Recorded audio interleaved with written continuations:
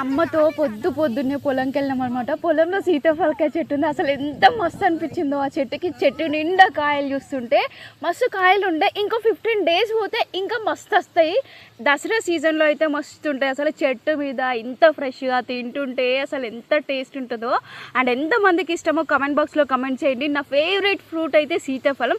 అసలు సీజన్లో కాకుండా ఎప్పుడు దొరికినా తినాలనిపించే ఫ్రూట్. చాలా బాగుంటుంది. ఇంతకీ మీ ఫేవరెట్ ఫ్రూట్ ఏంటో కమెంట్ బాక్స్లో కమెంట్ చేయండి.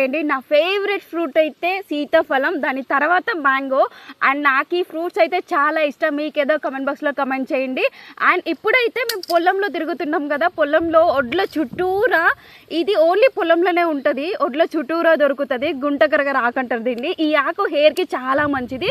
ఈ ఆకుని హెయిర్ అంటే ఆయిల్లో మరిగించేసి హెయిర్కి కనుక అప్లై చేస్తే మంచి రిజల్ట్ ఉంటుంది, నల్లగా ఉంటుంది.